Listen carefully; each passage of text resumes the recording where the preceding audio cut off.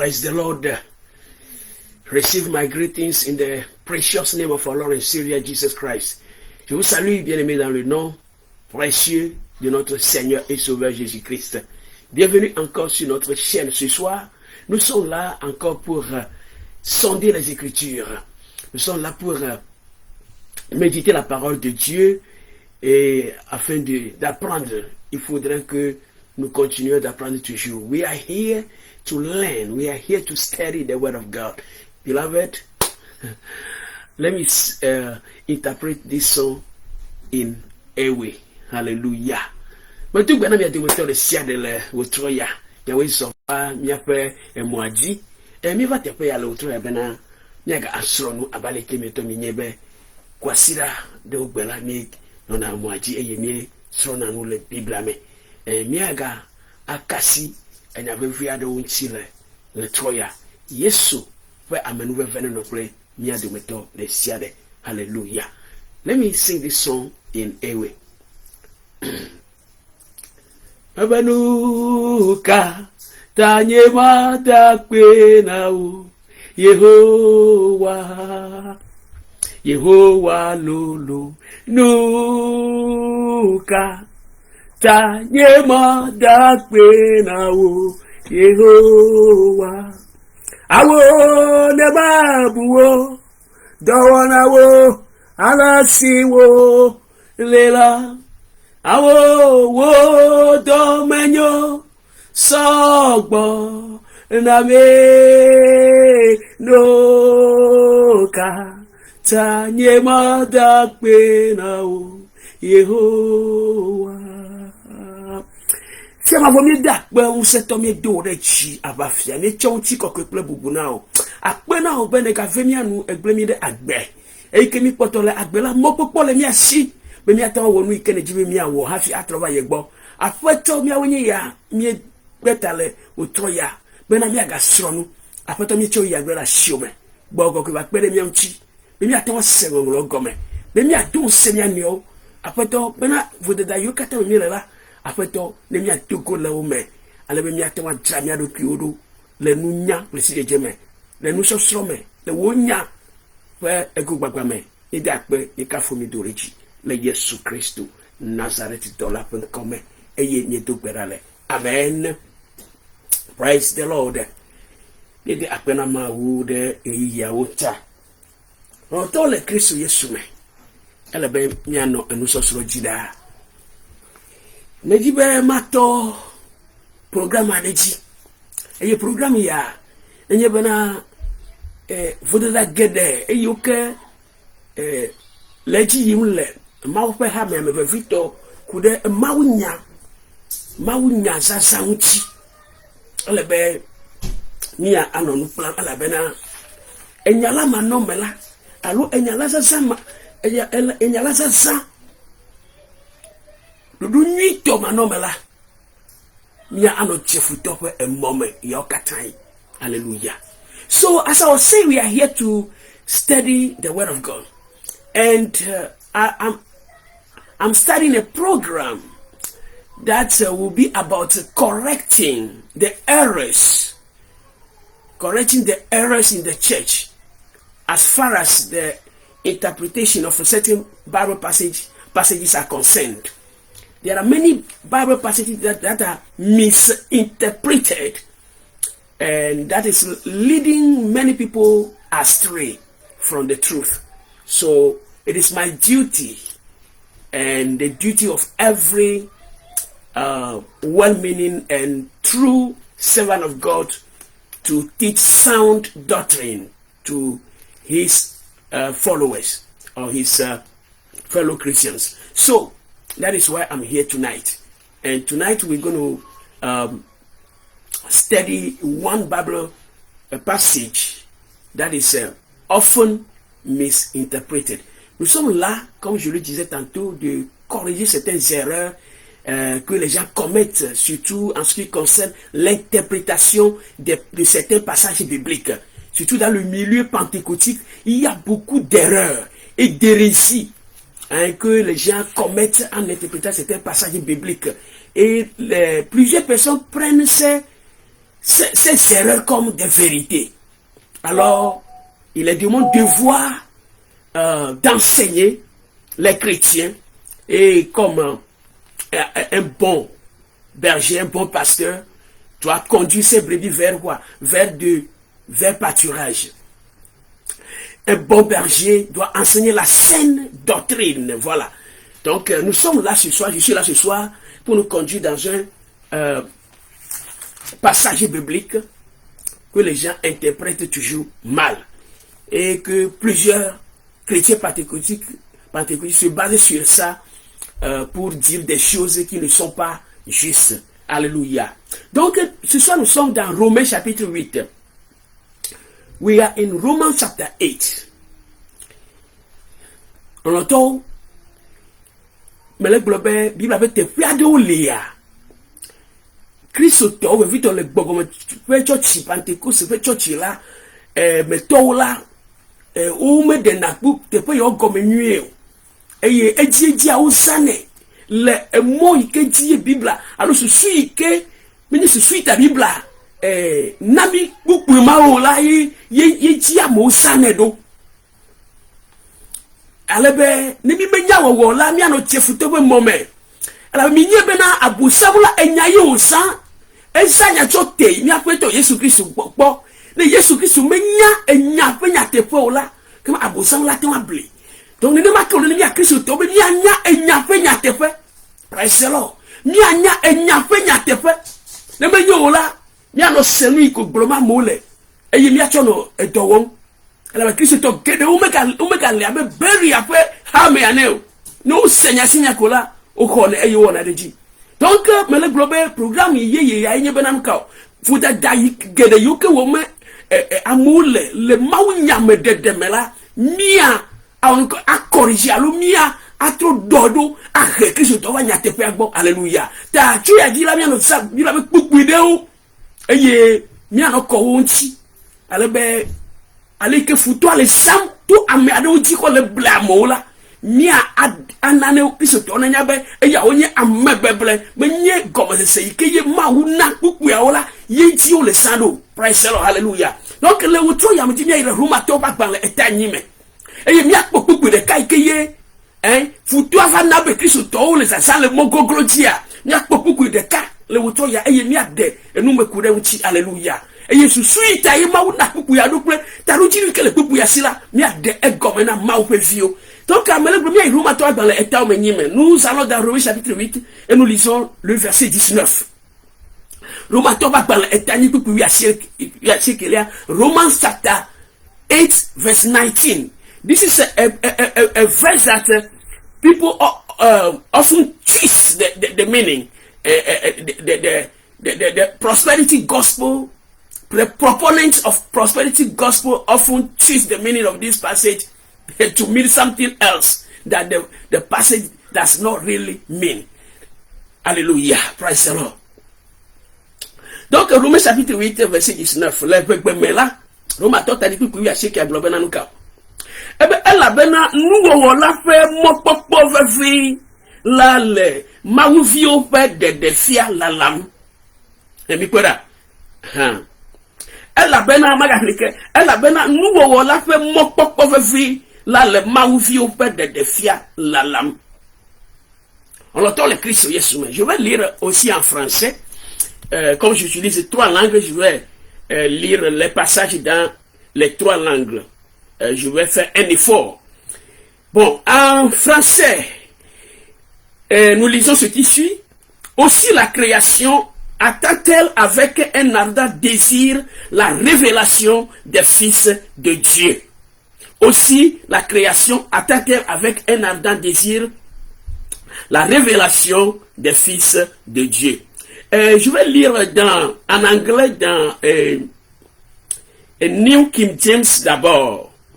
Et quand je continue, vous allez comprendre que les gens n'interprètent pas bien ce passage biblique. Je vais lire ça dans New King James.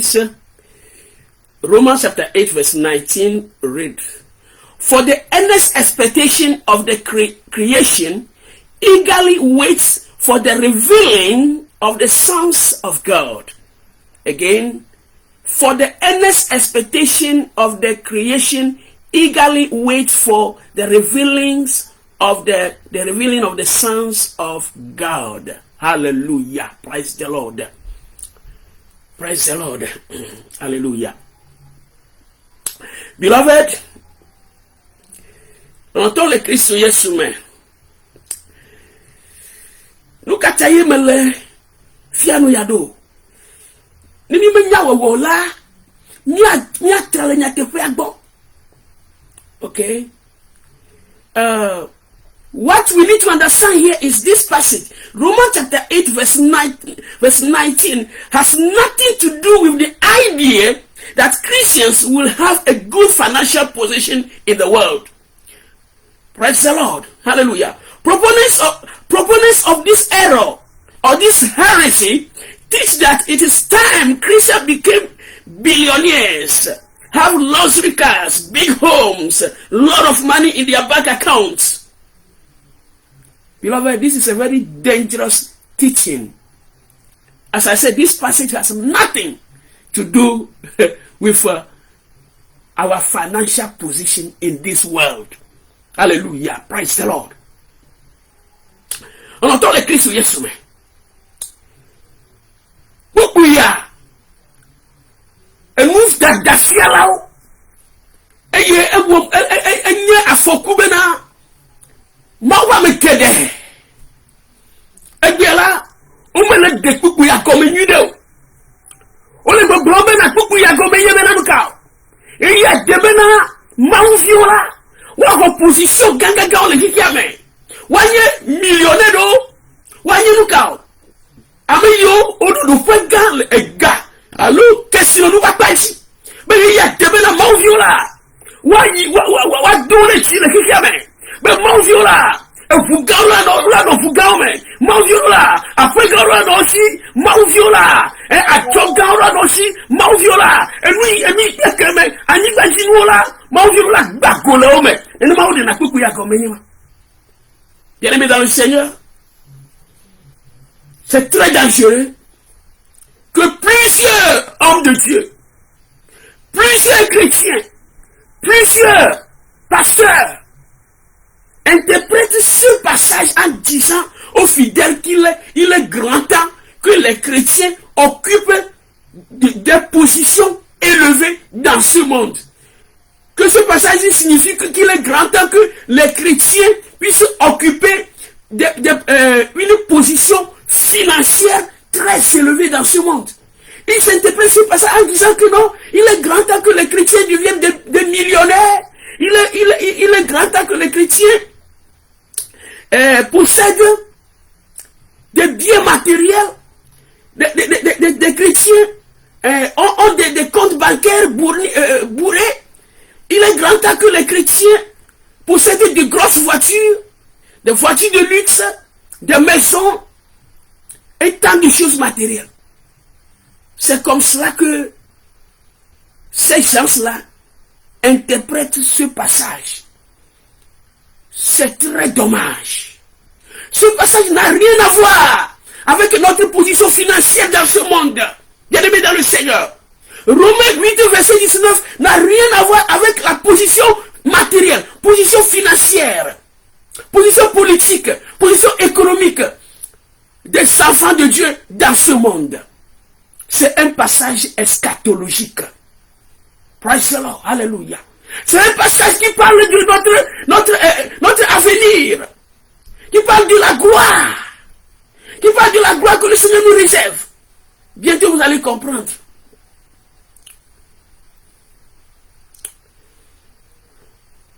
That's not the intention of Apostle Paul here. Pour mieux comprendre ce passage, nous devons lire les versets précédents, les versets qui précèdent ce passage. Et les versets, ce verset-là, les versets qui précèdent ce verset et les versets qui suivent.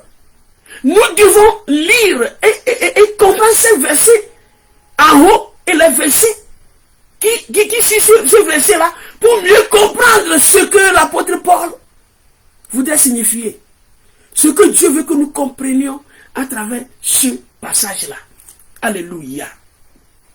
Mais le globe n'a pas fini à toi, c'était pas ya menuya. Elle n'a dit, mais pourquoi yo dongo na te pas ya là? Elle m'a mis à clé, pourquoi moi il y a ce comme. Et il pourquoi yo ga pro, pourquoi ya doa.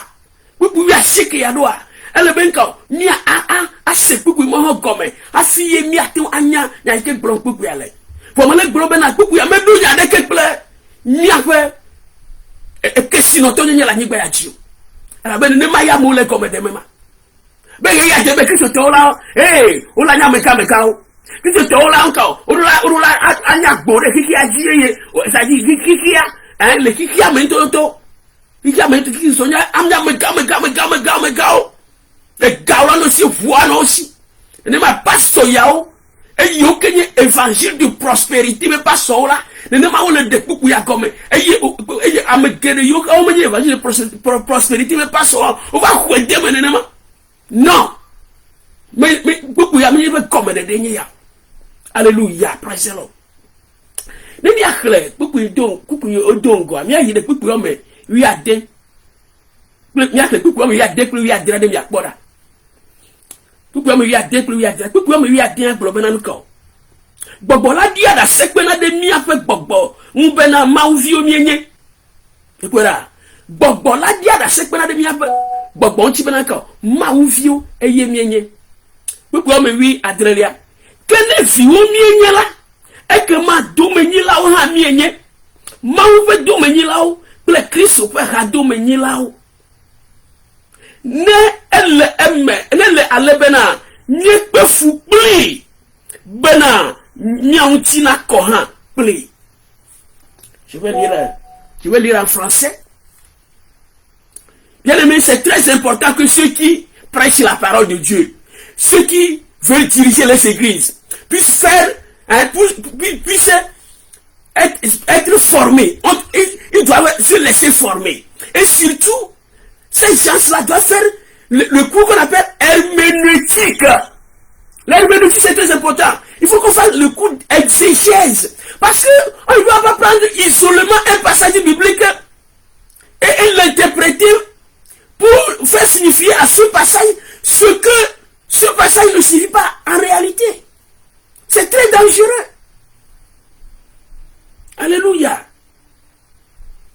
Donc, si nous lisons les versets précédents, nous allons lire seulement le verset 16 et 17. Et je vais faire un commentaire. Verset 16 nous dit, je vais lire ça en français, je suis allé en anglais. Il nous dit, l'esprit lui-même rend témoignage à notre esprit que nous sommes enfants de Dieu. Vous attendez? L'esprit même rend témoignage à notre esprit que nous sommes quoi? Enfants de Dieu. Or, si nous sommes enfants, nous sommes aussi héritiers. Héritiers de Dieu et co-héritiers de Christ. Vous voyez? Si toutefois, cette partie, dernière partie est très importante. Très importante. Si toutefois, nous souffrons avec lui, afin d'être glorifiés avec lui. Let me read it in English. Let me read two preceding verses first. Verse 16 and 17. Excuse me. For his spirit joins our spirit to affirm that we are God's children. And since we are his children, we are heirs. In fact, together with Christ, we are heirs of God's glory. But if we are to share his glory, we must also share in his suffering. Hallelujah. Praise the Lord. We must also share in his suffering. So, this person is saying that as heir with Christ, co-heirs with Christ, we will inherit the same privileges, the same blessings that is Christ. We are God's children. Christ is the Son of God. And we who believe in Christ will become also sons of God with Christ. So we are co-heirs with Christ. So the Bible is saying here that to be able to what? To share in Christ's inheritance, to be able to share in Christ's glory, we must also share in his sufferings. Hallelujah. Praise the Lord. Ce passage nous dit que l'esprit va témoigner à notre esprit, à notre esprit humain, que nous sommes des enfants de Dieu. Donc, en tant qu'enfants de Dieu, nous sommes devenus les héritiers de Dieu. Et nous savons que Christ est le premier fils de Dieu. Christ est le fils de Dieu. Donc, nous aussi, en croyant en Christ, nous devenons aussi fils de Dieu par notre foi en Christ. Donc, tous les héritages de Christ, nous partageons avec Christ le même héritage de Christ. Vous voyez? Et Paul continue de nous dire que si nous voulons partager la gloire de Christ, nous devons aussi accepter de partager les souffrances de Christ. Donc, nous voyons d'emblée que la signification qu'on attribue à au verset 19, nous allons arriver tout à l'heure. C'est plutôt le contraire de ce que le passage là voudrait signifier. Alléluia. On en vient tout à l'heure. Alléluia. Praise the Lord. Donc, à le maintenant, Bogwa, non pe go ko da se di pe mia amegbeto we gbogbo nti bena mi yin ma pe fio. E le gbogbo me ni yin ma pe fio re ke manuka. Kristo yin ma pe fi gbanto. E to Kristo ji ko se mala ye bi o Yesu e fiao. Donc ni Yesu ma pe fio ake do yin ke lina Kristo la mi o mi da gbogbo ma le do yin ma me. Mi la ma e do yin ma ple Kristo e da gbogbo e ka do yin la. Ni kwera et Paul le blonde na ni be mi jibe mi akpo gomele Kristo be do ni ke ye be mu ti kokko e mela ke ma ele ben ka mi alo be mi akpefu ha ple Kristo mi alo be mi akpefu ha ple Kristo e ya ko be kwenye be nan ka ne Kristo pefu la ni ba ya jila mi am yo ko di sela mi anye be mi o mi le fu pege. Alléluia. Mi ma to la akpo gomele Kristo be mu ti kokko ya me ni yebe mi me no be ni akpefu pleo mi le go mesera aha ma ye ji san de ya ne no mega sugu akpawa ni akle kuku o me wi enyilia. Let's read verse 18. Nemi ekle verse 18 na elebevie nemi ekle New King James version. For I consider that the sufferings of the present time are not worthy to be compared with the glory which shall be revealed in us. Ipora.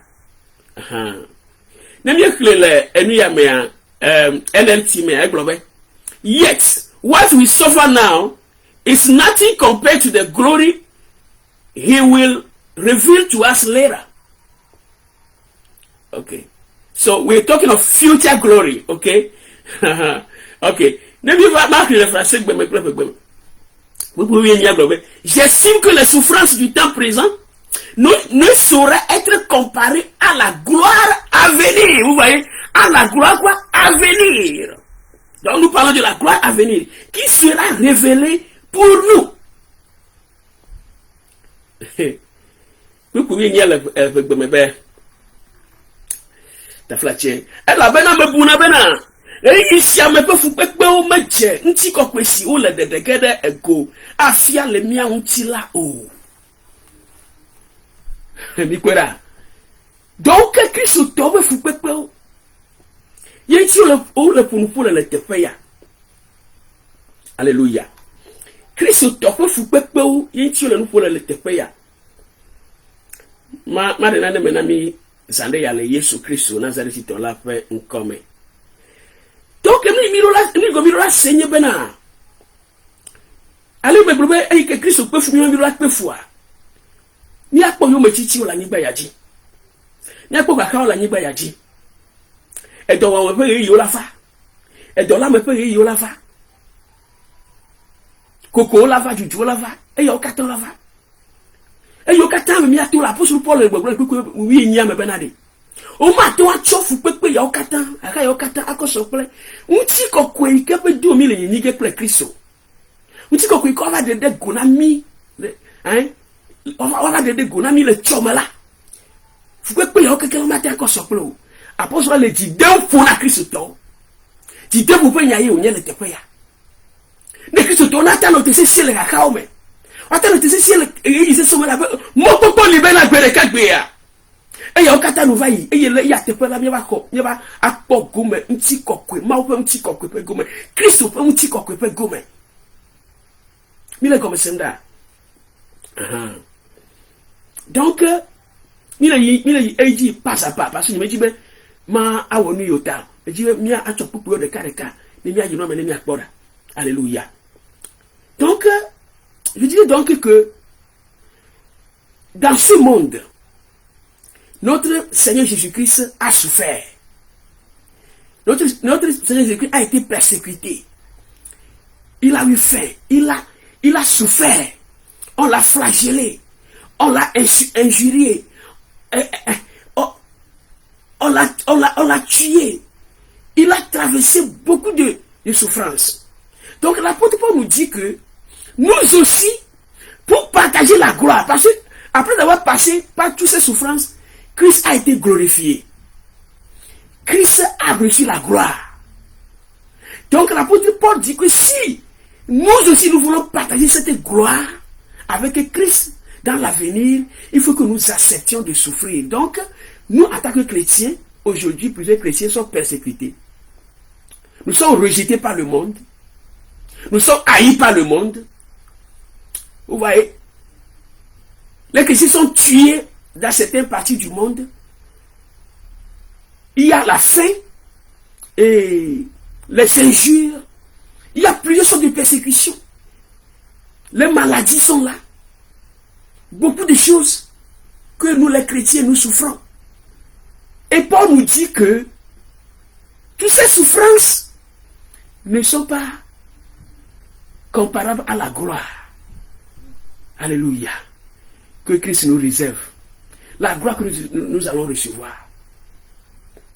Nous l'ayons comme ça. Donc, un petit coquement. Et que des gogoléa. Et il peut y avoir un à son avis, il y a beaucoup de il y a ce qui a été comme yo, on le dénoué. Et que c'est beaucoup yo que donc comme la première tu n'as c'est beaucoup ya gomme. Comme il y a ce qui a gomme. Alléluia. Comme il y a ce qui a mal à trop cliquer. Bena elle a bena un nouveau la fait mon pauvre fille. Là les mau vieux fait de défier la lame. Et nous avons aussi la création attend avec un ardent désir la révélation des fils de Dieu.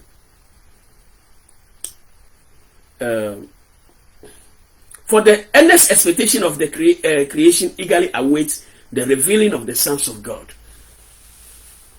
Creation.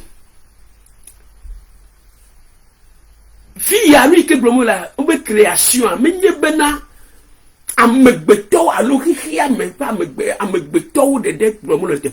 c'est toute la création. Les êtres vivants et les êtres non vivants. La terre. Les arbres. Ça dit, c'est la terre qui a été créée. C'est toute la création dont il est question ici. Y compris, bien sûr, les êtres humains. C'est toute la création. Donc, qu'est-ce que l'apôtre voudrait dire? Vous savez que la création a été maudite à cause d'Adam et Ève dans le jardin d'Éden. Si vous lisez Genèse chapitre 3, verset 17, la Bible dit que la terre sera maudite à cause de toi. Donc cette terre a été maudite à cause du péché d'Adam. Et jusqu'alors, quand je vais lire les versets précédents, vous allez, les versets qui vont suivre, vous allez mieux comprendre. Jusqu'alors, cette terre est sous cette malédiction.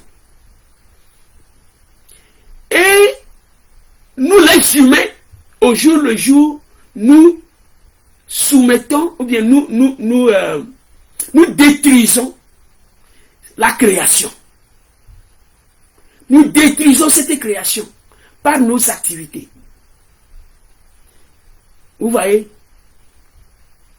The creation here is living and non-living things. It's not only talking about the world, the human being. No, it's the living things and non-living things. You remember in the Garden of Eden when God cursed the earth because of Adam. When you read Genesis chapter 3 verse 17, the Bible says because of Adam, the earth, the ground has been cursed. Adam and Eve's sin brought about curse upon the entire world. And since then, human beings are destroying this world by our activity, by our actions. When the curse comes, it brought about so many evil, so many bad things that we are going through in this world. Donc, nous voyons quelque chose pour le faire là. Ben nous voyons le manvieux de le faire là là. Mais y a me beto de déglomolo, alors mais y du corps de déglomolo. Elle faut que le mau que nous on a au katanchi. Ani ba ya ike ma wo ale faut que renchi. Ati plepo gbe unu kata lawo, elle faut que renchi. Et que ma ou pour fider Adam le et de bombe là et globena le tao là ou pour fider ani ba le tao. Et vous pouvez amiena o. Et quoi ou pour fider ani ba le nko le Adam ta. Ta si vous demala elle qui a dit. Il va même le po nous garde nous bada gede ou le jole ya megbe. Et dolele do wame. Hein amewu ehron bia bia hro dodo et nous bada gede yo que le ji la ni ba ya ji la. O nous ka et si vous demala il que va megbe to di et nouveau. Avec beto di et nouveau poto le ya me la. Nouveau egbele anigba egbele kodo na anigba. Praise the Lord. Mark le coucou après dit ya et me akona minuit.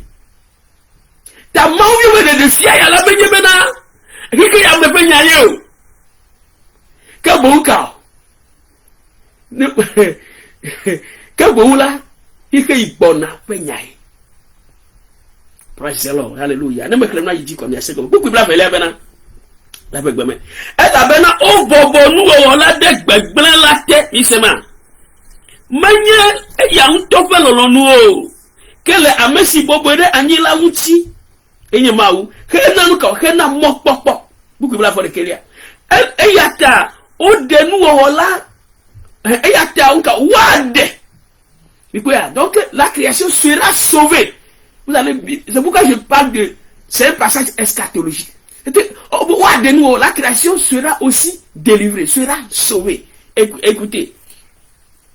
Ayata wa de nu wola ha nto chu gbegbele pe ekruvienye lame ayide mawuvi ofe nti kokwe pe ablode lame ikwera ikwe bla be fo felia ela bena nyenye bena nu wo oblibo la kata le nyenyem eye efule edun va sede fifi ikwe bla vo etoria gake menye ayade de ku hafi mi awo han mi amesi wo gbogbo pe ngogbenu miawo ha miele ngengem le mia me hele evinyenye sinye mia pe utila pe de defia lalam. Alléluia. Praise the Lord. Mile comme ça. Ta me di ba chopupu ale domepo. Ale ba wa kle pupu yo do ko pupu yo plero. Praise the Lord. Je vais lire ce passage les versets là aussi en anglais. Surtout, je vais lire dans NLT. Vous allez mieux comprendre dans NLT, ceux qui comprennent l'anglais. Verset 20 nous dit, bon, verset 19, je reprends et je continue. For all creation is waiting eagerly for the future. Vous voyez, NLT c'est clair. For the future day, when God will reveal who his children really are. Verse 20. Against his will, all creation was subjected to God's curse. Vous voyez, ça a bien expliqué. against its will, all creation was subjected to what? God's curse. More people there. But with eager hope, the creation looks forward to the day when it will join God's children in glorious freedom from death and decay. With eager hope, the creation looks forward. Revelation mala. Mi le mokpo ne. Obe kao. Nous avons le mokpo ne. Hein? Aha. Elle mokpo na nkekema ikeji nous avons kao. Na awo de kakple ma uvio le ofe nti kokwe fe nu kao. Fe ablode. Ike wa dede gome. Ike webe na anigbala wa dicho e couple gbegle me. Bile gome sera. Donc nous le pouvons pour et nous avons ti le fia menye be ike meto ple ma uvio de depenya gbo le tepeya. Voi ou le pouvons pour ma pour nous on katanti. Fi faut de que la nibadia. Il faut dire, il y a plein de bébés, il y a quatre ans, mais il y a encore un ibadila. Un web, un ibal, un ibadi, le dit de popo, un ikika, mais le dit de popo. A balé que mi a mauvais, mais le dit de popo, mais pas de blé, ça dit qu'il y a sous des mi. Et mais pas de voir. Ne me pas de blé, là c'est comme. Mais nous voyons bien, mais que y a un an, il plaît Christo. Tu m'as formé la formé, nous voyons. Mais pour voir des oui, t'as posé le Paul le problème, mais le mot pona, quelque chose. Il est comme ça. Je vais lire en français. En français. Donc, aussi la création a été avec un ardent désir la révélation des fils de Dieu. Car la création a été soumise à la vanité, vous voyez. Vous comprenez que ici, ce n'est pas, on ne parle pas de choses. Donc, la création a été soumise à la vanité, non de son gré, mais à cause de celui qui l'y a soumise. Et NLT Translation nous dit que c'est Dieu. Vous voyez. Avec l'espérance qu'elle aussi sera affranchie. Vous voyez. Avec l'espérance.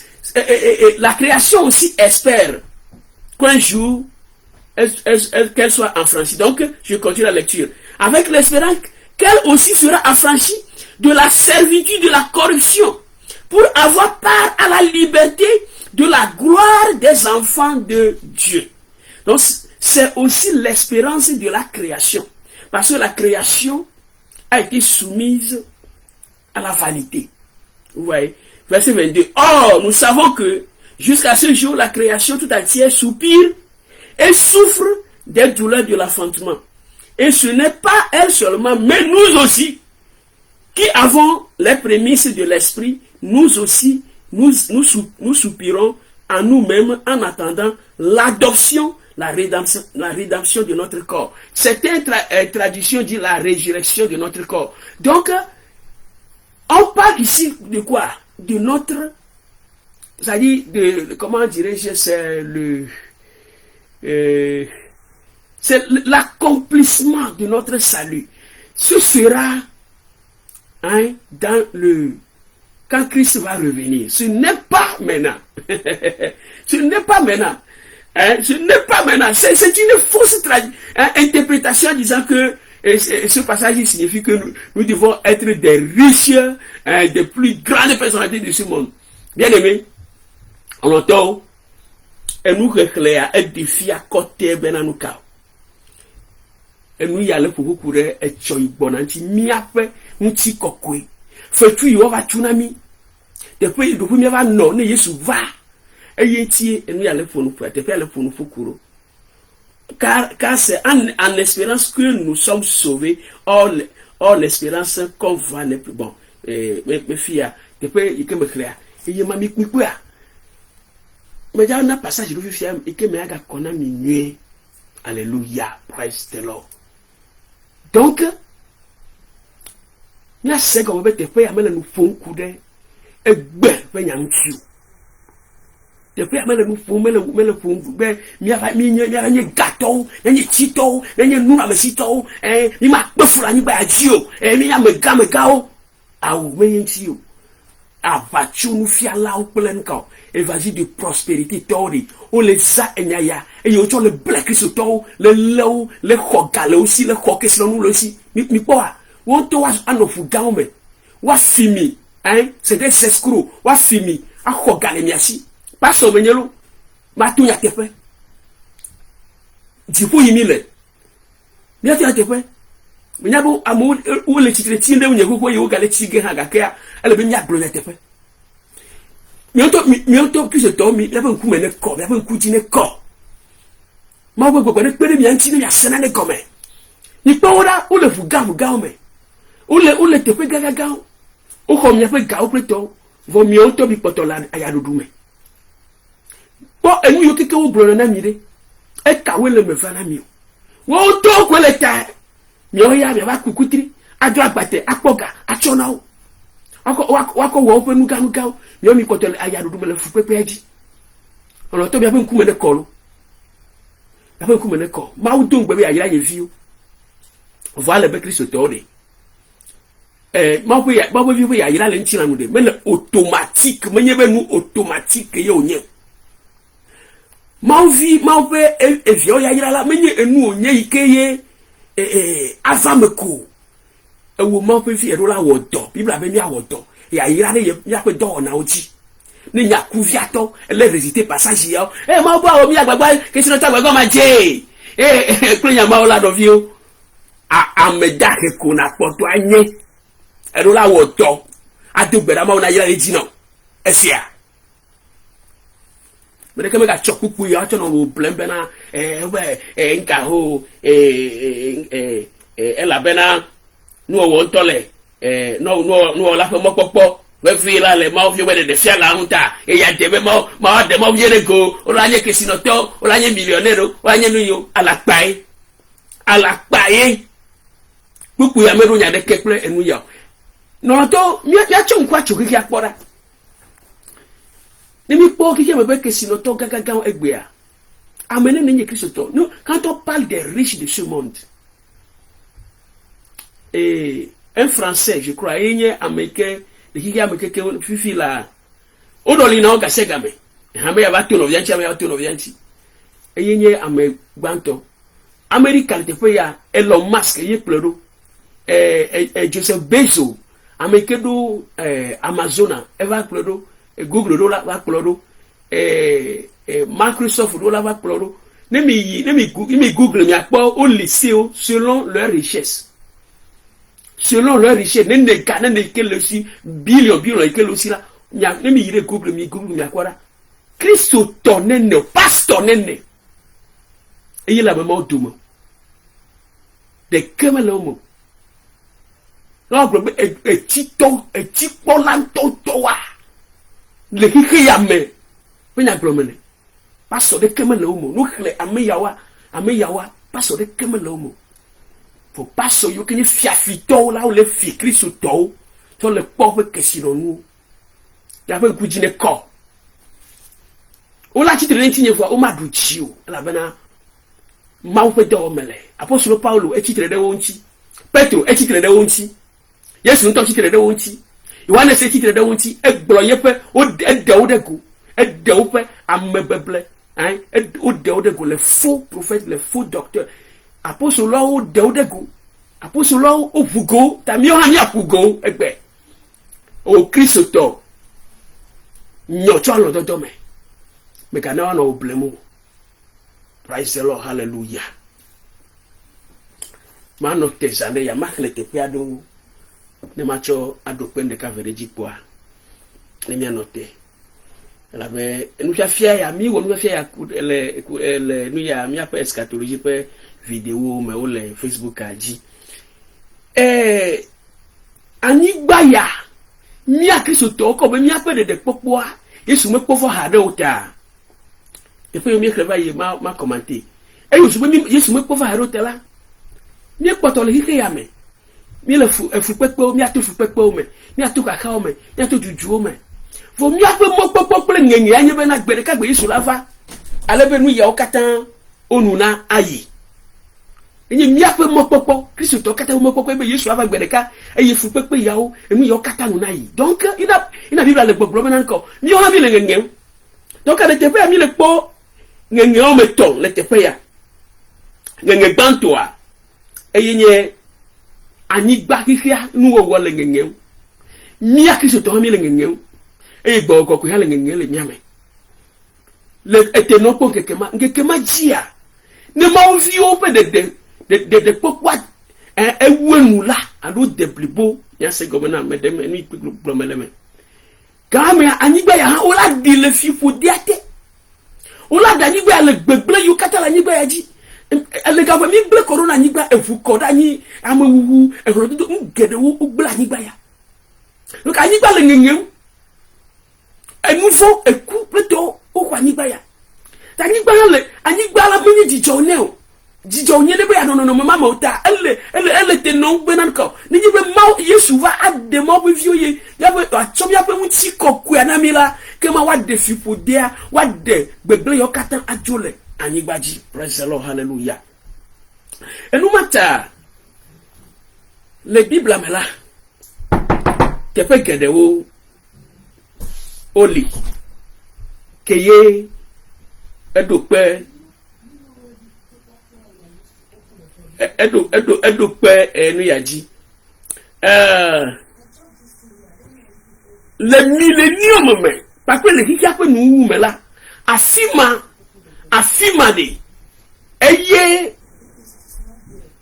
afima ye enika enya ya lava mele ipe a enya mele me va fifi lao enya mele me va fifi lao ni po Yesaya pe agbanle eta efe Yesaya pe agbanle eta efe pupu me fe choyia ta flache Yesaya pe agbanle eta efe pupu me fe choyila mi akpobe bila na Yesu Kristo la atrova eyo ava do ye be fia du pere anigba yaji eye bibla globe na nka amo ava globe mi ayide yeho afetu kokwelaji eye globe na nka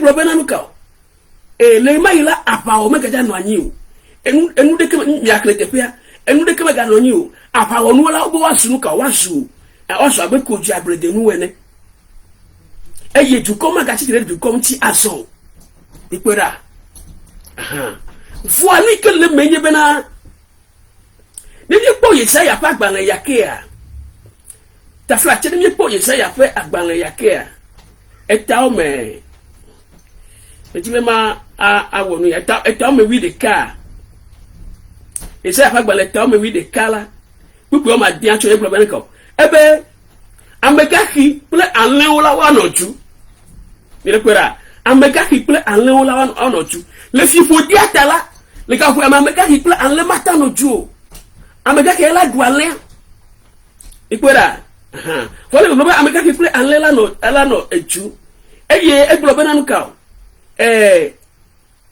jata ple nka enyi wa noju the leopard will lie down with the goats bon ple nka one or two, one more you.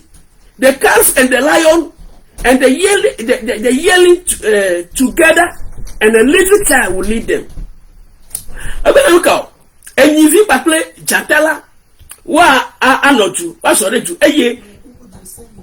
David Swede, Apple, the guy who am allowed the Vimati project out the Jata for the Via, for no, the people, dear Julia, Anibajira. Ekema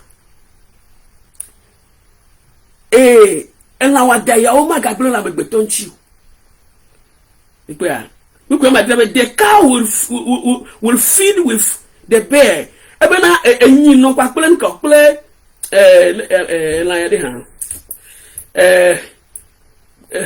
enyi no pa pele afugbela wa notu wa dunu deju the young will lie down together, of you are not to, and the lion will eat straw like the ox. But Jantala adu egbe abe enyene. Verse 8. The infant will play near the cobra's den. The young child will put its hands into the viper's nest. Ebe the villa play edan. Edala devia kwasire da pepeto devia gble edan eye de via voici et d'après dume et dame que yadu amen ikwera they will neither harm nor destroy on my holy mountain oma awo for rekele nyetu kokwela ju for the earth will be filled with the knowledge of the Lord as the waters cover the sea. Bon, moi que nous allons en crémer. Quand même, il m'a dit que le français, la belle vidéo à l'idée. Donc, ici, quand nous lisons ces passages, il va donner ces passages. Ésaïe chapitre 11. Vous lisez à partir du verset 6 jusqu'au verset 9. Vous lisez également Ésaïe 51, verset 3. Et nous pouvons lire également Psaume 96, verset 11, du verset 11 au verset 13. Quand vous lisez, on dit, let the heavens rejoice. Il faut que les ciels se réjouissent. Let the earth be glad. Du coup, le potijo, Anigba le potijo. The sea resound, and all that is in it. Let the field be jubilant.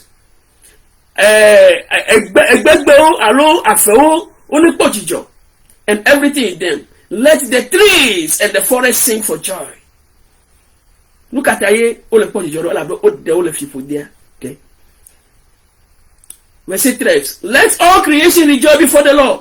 But nous que bromo le be wa po ma o le teno po ma view pe de fear. Ye bromo le fear, but let all creation rejoice before the Lord. La création, donc il est question, on dit que la création attend la révélation des fils de Dieu. Cette création, la Bible nous dit, let all creation rejoice, que toute la création se réjouisse devant l'Éternel. For he comes, car il arrive, il vient. He comes to judge the earth, car il arrive pour juger le monde. Vous voyez, c'est Jésus. He will judge the world in righteousness and the people of, in his faithfulness. Elle a droppé qui allait, je dis mais elle a droppé ameau lenko le nous te fait wowome. On entend ne mi do temps mi clé. Zéphanie a tato pour quoi ma cheke. Il y a des choses à banler eta et blave pour enelia et blobena muka. Ebe nka ebe ameyuke amekokuya wala titre no po gomo le titi gbanto me papa ameyuke Yesu ave pa pe la wala dufia ple ya pe to Yesu Kristo e fe ape de ka hallelujah praise the Lord na de fia pa gban le tabla ve bon gamemeli ne ma ayinu ya mo ma trova eti e me pe ki me fie gede e fia gban le tabla ve pupu nelia pupu la be eye me po fia si pe o eye o bobo na oji eye o cho bon d'autres de asinao eye amesi o nu o chotale le Yesu fe da seri di ple ma u fe nyala tala fe lu bo ple amesi o mede taguna la o la o fe ka la alo fe legba o eye o me khojesi de o fe ngunu alo de o fe asionu la gbo agbe eye o du fia ple Kristo fe akpedeka amekuku mamlaola o me gbo agbe o va sere si me e fe akpedeka la no va yi e se ti le titi gbanto ya yira to enye ameyo pogo mo titi gbanto me donc ne mi clair Stéphane ya pas gba na mi akpo bena no ka e mi ke gbo le tepe la ma o fe viola le millénium la o ja du fi akple Kristo donc le millénium a fié mi a fait un petit kokwa le tcheke et ameyo me kho Yesu di se ola a fi ola po ma o vi o pe un petit kokwele menyebe le gapopo ya mele anigba ya jia ye pe nya ye pupu ya le gbogbomo ni le comme senda donc anu be anigba le nyema enu yu gbegble yo katan le ti la anigba je pe nya gblomo le donc ni Yesu vala o ja de fifodia adam pe fifodia o ja dida partiellement e wo bena en la wada o pleto la o ma gadlo la me peton chiu e wo bena no ka e ti jo pleto ananigba ji praise the Lord hallelujah. Donc c'est ça. Donc ce passage c'est un passage eschatologique. Donc midjujo quand même lui ne ma yemela no subota ma no tere tepe ya ta ma glone Kristo to be mi ape enku me ne ko ya pe to na fu ya pa ya sama ne ko bo ko de pere nyanti ne nya nye benade Roma to agba le etani bi ko mi ya shekere ike bi na go bro benade enu wo lade enu wo la ele te nople ma uvio pe de fia la menye bena be Kristo to wa su kesi no to le ki amegbe wa efu gawo ape gawo nu gawa so si gbe la menye pe nyaye o ga kere apostle le gbogbo bena efu yo pe mi le gbe are onu dafa yi ele don se ame ayi fu pe yo onu dafa yi bere ka bela mi da ama Kristo pe mu ti kokoya o la de ma uvio pe ti kokode go Kristo vala o ja dem ka ma uvio pe mu ti kokode go donc anigba han nu wo han la ele te non ponka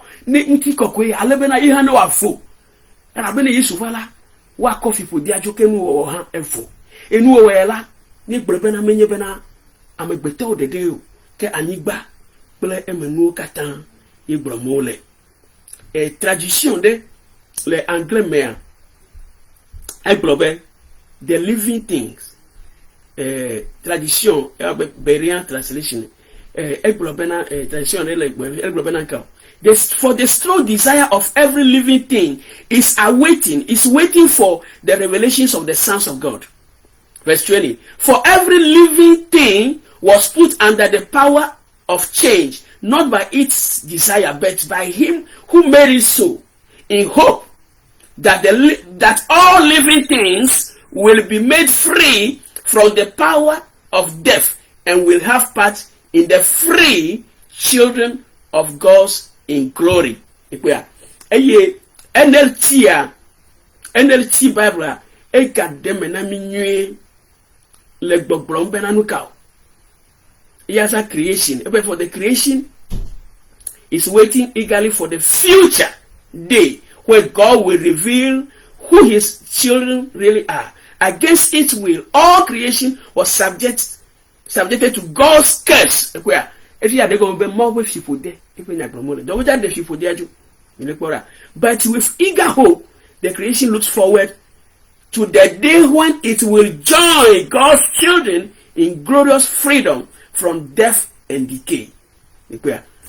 Ta onoto ma une femianu ne ma ugademola ibu wi mi aga chop pupu bubu ha ya chop pupu bubu ha eye mila a chop pupu bubu ha aga konchi pupu yoko leta demaguna to le flamo gbere hia me na ga chop bubu ha mi aga konchi mi adugbera papa le Yesu Kristo fo ko me da pe na o me ka fo me do de chi de yi kemie ezale wonku me da menyebe ngafia ekho gamevie kakela gbede Kristo to ti bo aton afue yi waton asonu leme mawunye klefianye akpena obena enabeni oyi antido ya me sumio ya me sumio la bele ma dasile te pe anti ya me sumio ta apeto pere mi anti bena boko ko to na garden mena evi wonwe na Yesu pen come.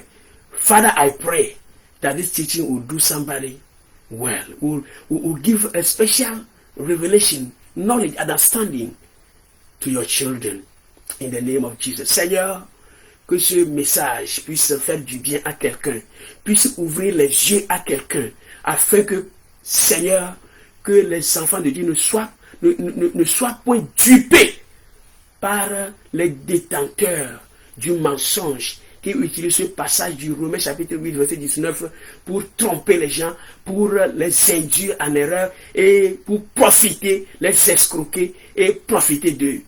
Seigneur notre Dieu, merci pour ce temps que tu m'as aidé à passer devant toi. Reçois toute la gloire, reçois tout l'honneur dans le nom puissant de notre Seigneur et Sauveur Jésus-Christ. J'ai prié. Amen. Bien-aimés dans le Seigneur, vous venez d'entendre votre humble serviteur, le pasteur John, à vous depuis les États-Unis. Que le Seigneur nous bénisse tous. Je vous souhaite un bon dimanche, un bon après-midi de dimanche. Je vous souhaite également un bon week-end et un bon début de semaine. Shalom, shalom, shalom. Merci beaucoup. Merci.